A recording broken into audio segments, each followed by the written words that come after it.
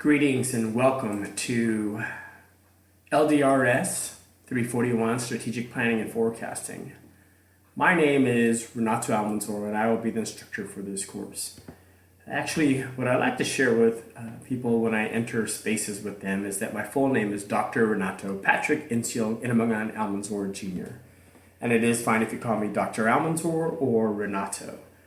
And I share that with you because I bring all of who I am with me, just as it's my assumption that you bring all of who you are with you.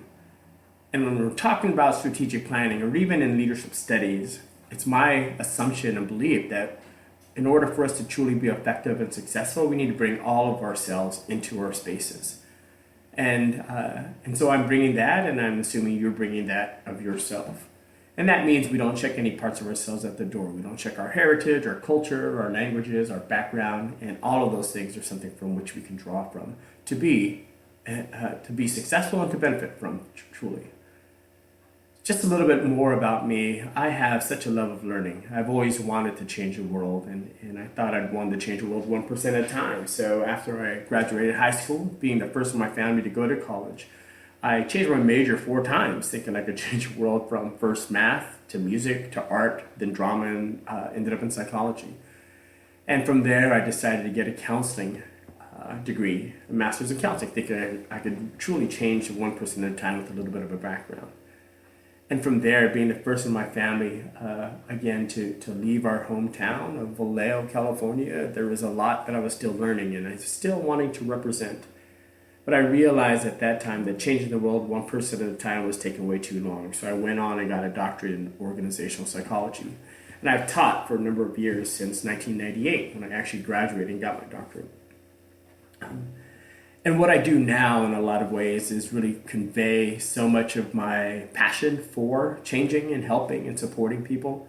I do a lot of work in the community, and community really means a lot to me. My community of where I live, Oakland, community of the Bay Area, community of Filipinos, community of men, community of first-generation college students. And through that journey, I've been fortunate to be able to have a number of successes and accomplishments and achievements, as well as some failures and frustrations and barriers along the way that's helped me navigate through academia as a professor, as a university administrator, as associate dean of students at UC Berkeley for a while, into my consulting practice, and even now with the organization where I am called LeaderSpring, where I'm the senior director of programs, and I oversee a 2-year fellowship program for nonprofit executive directors, working with low-income communities and communities of color. And the way I got introduced to the leadership studies program is through Sheila. Sheila and I went to college at UC Davis way back 30 years ago. And even now, when I think about all the things I am grateful for and things I have compassion and commitment for, it really comes back to me remembering times with Sheila where we were working together to support first freshmen, as well as junior transfers coming into UC Davis at the time. So I'm excited and enthusiastic to be able to spend this time with you in this course, Strategic Planning and Forecasting. And so today, with this slideshow, I wanted to give a little bit of an overview as to, and context setting for what we're about to do going forward. My first lecture is why strategic planning. When I think of strategic planning, I think it's essentially asking 3 questions. Why is strategic planning important? How should leaders go through the process of strategic planning? And what is the ultimate value of strategic planning and forecasting? So I tend to set up my work as a cycle of inquiry. For this course, we're going to take on these 3 essential questions. And the way I've organized the course is by setting it up so that we're actually addressing 4 things. One is, what does it really mean to lead strategically? In a moment, I'm going to have you think about what really matters to you, mostly because I believe leadership is taking responsibility for what matters. And just as your courses and your studies and your life plans and your work matters to you, I'm going to talk about what it means to actually lift that up.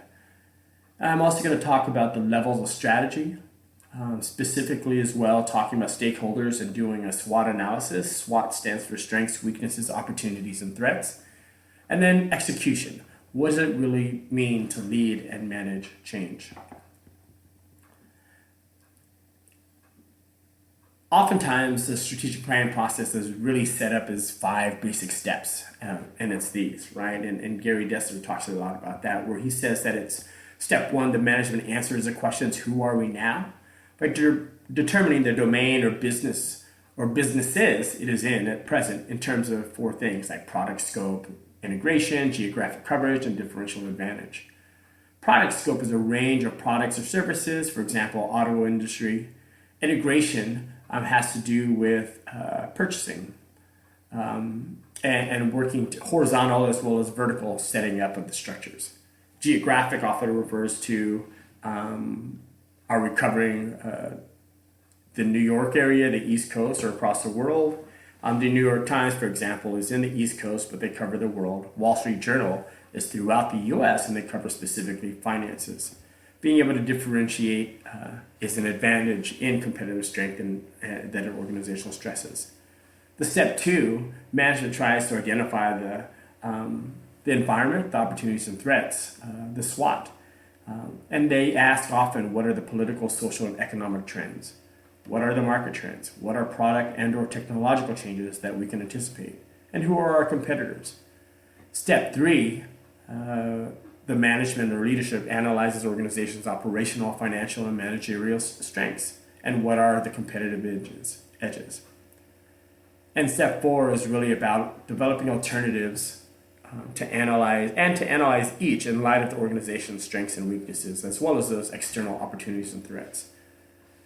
And then finally, step 5 is really setting the specific objectives. Once strategy has been identified, it tends to be quantified in terms of goals, such as we want to obtain a 20% share of soft drink market within 5 years, or double the advertising expenditures each year for 3 years.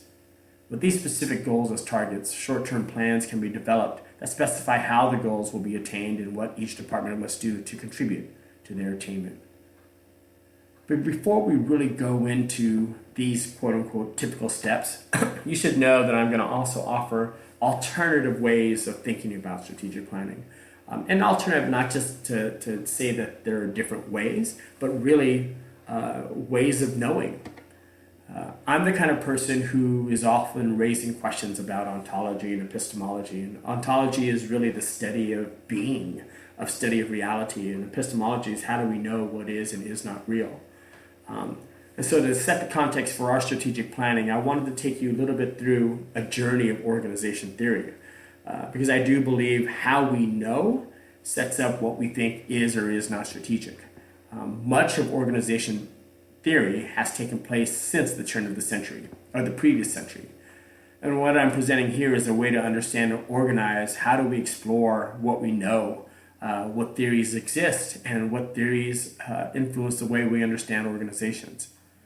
It's been suggested that there are 2 underlying dimensions in the evolution of organization theory, and that each dimension, in turn, has opposed perspectives.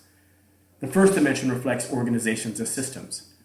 Prior to about 1960, organization theory tended to be dominated by a closed system perspective. In this perspective, organizations were seen as essentially autonomous and sealed off from their environment. Around 1960, organization theory began to take on a distinctly open system perspective. So one way to understand organization theory would be via the type of way that the organizations review. A similar approach to developing a framework would be via perspectives from the position of the theorists. Here, the perspectives would be what I'd characterize as modernist, symbolic interpretive, and or postmodern. The modernist perspective has also been known as the rational perspective, the open systems view, the positivist school, if you will, and the quantitative approach. The symbolic interpretive perspective has been known as the qualitative approach and is sometimes equated with the organizational culture school of thought. And the postmodern perspective has links to critical organization theory, the labor process school, and radical feminism, as well as the post-structuralist philosophy and literary theory. So let me kind of talk about these just a little bit more. When I think about how we think about us, I characterize some of the early thinkers along the lines of conjecturers, proto-psychologists, and proto-sociologists. The conjecturers are those folks like Socrates, Plato, and Aristotle. Earlier, right, Socrates was the midwife of thought, that many said. proponent of a theory of knowledge that directly contradicted perception-based theory. He believed that knowledge exists within us and needs only to be recovered through correct reasoning. Plato, the idealist, was a student of Socrates, and he believed that data derived from the senses and are shifting and unreliable. And he held that true knowledge consists solely of concepts and abstractions arrived at through reasoning, that in some ways truth was outside of us. So he mocked perception-based theory of knowledge that Socrates kind of put forth. He said, if each man is the measure of all things, then why aren't pigs and baboons equally valid measures, since they too perceive? And if each man's perception of the world is truth, then any man is as wise as the gods, yet no wiser than a fool, and so on. He was big on rational thinking. Aristotle, Plato's student, was a realist, and he contradicted much of what even Plato taught. He was big on empirical data and had a love of painstaking observation that's characterized science ever since. Although some of his science was wrong. So, for example, he used to think that mice die if they drink in the summertime. He suggested that eels generated spontaneously because he didn't really observe much more and he just made deductions. When we think about the proto-psychologists like Descartes, Spinoza, Hobbes, Locke, and Kant, they were all about starting to be more about the science of thinking, and really considered the view of human nature as empiricist epistemology, like we can really study how we think as a way to get a sense of who we are. And Smith, Kant, Mill, Rousseau, and Spencer were really about the earlier sense of sociologists, that it wasn't just about what happens internally, but how is it that we interact with each other and the structures of our world. Now, just going specifically about organization theory and the work of leadership studies in particular, if you search the origins of much organization theory, you'll find most likely meet the political economist Adam Smith, who wrote in 1776, The Wealth of Nations. There, Smith described techniques of pin manufacturing, and in so doing, was the first to record and explain the efficiencies inherent in the division of labor. The division of labor has a lot to do with the differentiation of work tasks and the resulting specialization of labor, ideas that are crucial and central to the concept of social structure in organizations today. Karl Marx is perhaps best known for his theory of capital and related to ideas about alienation. In his theory of capital, he built upon a belief that collective work, or labor, forms the foundation of the social world. Marx argued that capitalism rests upon a fundamental antagonism between the interests of capital, in other words, the owners, the capitalists, and the interests of labor, the workers, whose activities form the core of the production process. And so there's the haves and have-nots, and in some ways, many recently have kind of characterized his theory as playing out between the 1% and the 99%, if you will. Over 100 years after Smith introduced the concept of the division of labor, French sociologist Emile Durkheim wrote his book on the subject that he called The Division of Labor in Society. He extended the concept of the division of labor beyond manufacturing organizations to explain the structural shift from an agricultural to industrial societies, and that accompanied the Industrial Revolution. Durkheim described the shift in terms of increases in specialization, hierarchy, and the interdependence of work tasks. Early modernists or theorists regarded these concepts as key dimensions for defining and describing complex organizations. So I'm going to go forward now and kind of identify four types of theorists that explained organizations. Type 1 theorists really look at organizations as a machine, or use the machine metaphor. Frederick Winslow Taylor wrote the book Principles of Scientific Management, and he marked a serious theory building in the field of management and organizations. He was a mechanical engineer who consulted to the Midvale Bethlehem Steel and came up with his 4 principles of scientific management.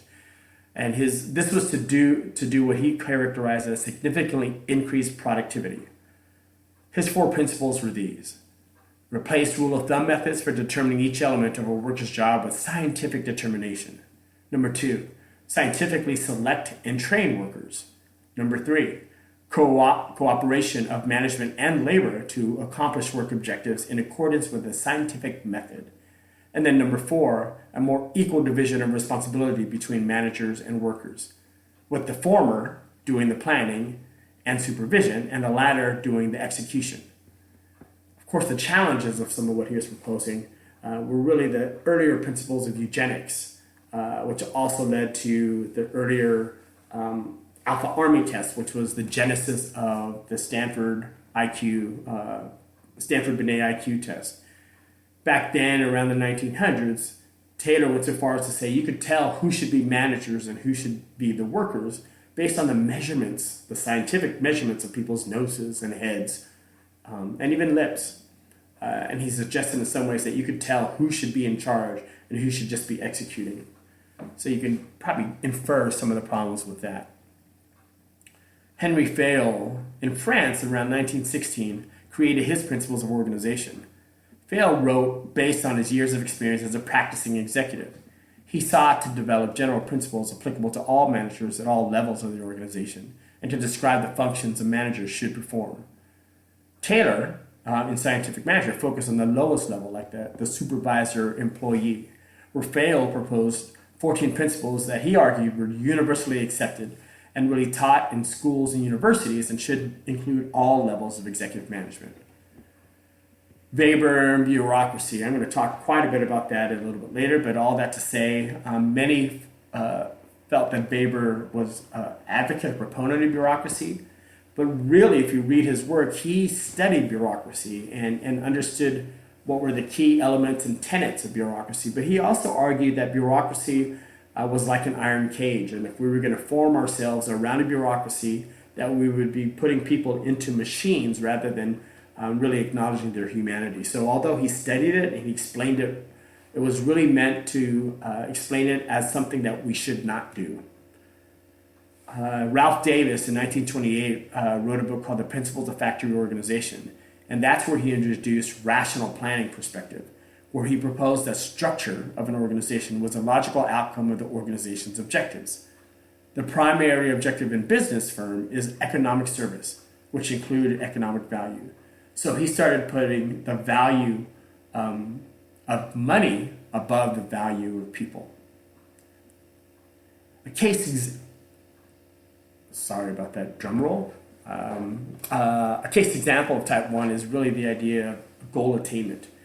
Organizational effectiveness in this sense was appraised in terms of accomplishment of ends and was irregardless of means.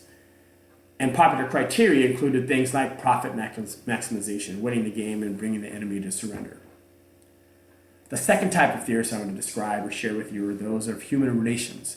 Mary Parker Follet, Elton Mayo in the Hawthorne Studies, Chester Bernard in Cooperative Systems, Douglas McGregor and his theory X and Y, and then Warren Bennis and Death of Bureaucracy.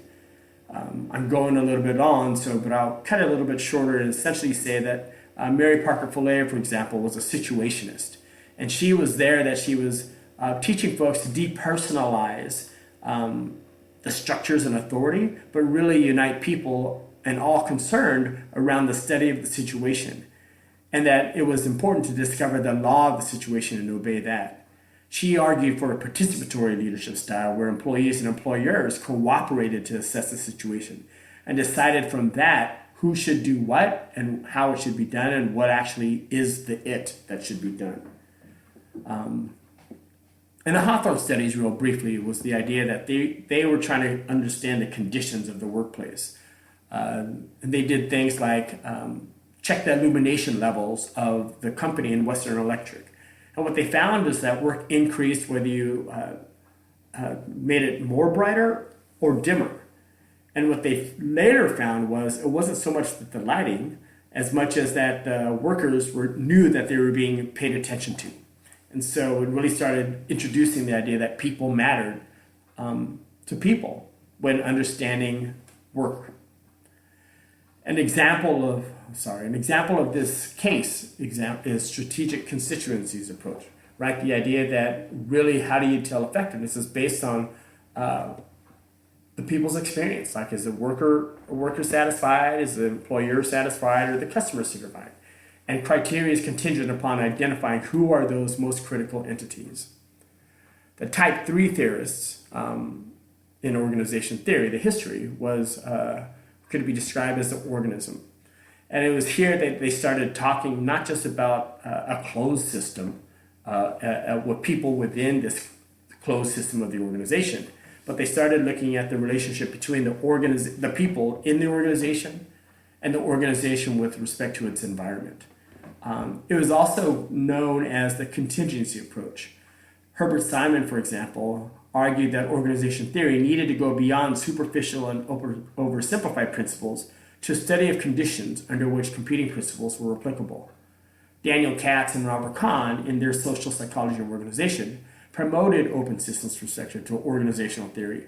They examined the important relationships of an organization with its environment and the need for organizations to adapt to changing environment if they are to survive. And hence the environmental structure relationship was born. A case example of this is the systems approach, right? The understanding the interacting systems between not just the goal and attainment, but the means to get there, and how effectiveness is often judged not just by the people who set the goals and the people who are overseeing the goals and the people producing the goals, but the impact. Really, it's judging both the inputs into a system, the processes within those systems, and the channel of which those outputs are making impact on a greater environment. I'm going to share another graphic about this in a moment. The fourth type of theorist in organization theory history was around status and power. And it was here that they started introducing the idea that we needed to not just be so logical or even relational in the environment, but also understand that there was a political and power dynamic that was playing out. And they argue that many decision makers select satisfactory alternatives that were often good enough. So when we think about strategic planning, it may not be that we're clear on what are the key strategic priorities that are perfect, but we might be deciding these are ones that are good enough. And that only in exceptional cases would we be concerned with the discovery and selection of optimal alternatives. And it differed from the rational cooperative system view in that they recognize that limits of a decision maker's rationality exist and that they have to acknowledge the presence of conflicting goals. And Jeffrey Pfeffer built on this in his idea that we need to consider in strategic planning organizational design. So he built on March and Simon's work and to create a model of organization theory that encompasses power coalitions, inherent conflict over goals, and organizational design decisions that favor the self-interest of those in power, sometimes over the interest of those who are being impacted. And then they propose that control in organizations becomes an end rather than merely a means to rational goals such as efficient production of output. Organizations are coalitions composed of varying groups and individuals with different demands. An organization's design represents the result of the power struggles by these diverse coalitions. Pfeffer argues that if we want to understand how and why organizations are designed the way they are, we need to assess the preferences and interests of those in the organization who have influence over the design decisions. And this is how organizational effectiveness is evaluated then. It's really based on the competing values approach. And the criteria looks at the extent to which an organization is flexible or they're really trying to maintain high control. The extent to which they value people over the collective or the organization. Individual people or groups or the value collective. As well as to the extent to which they modify or evaluate the means as well as the ends. Related issues to strategic planning include the basic design issues in organizational effectiveness then, right?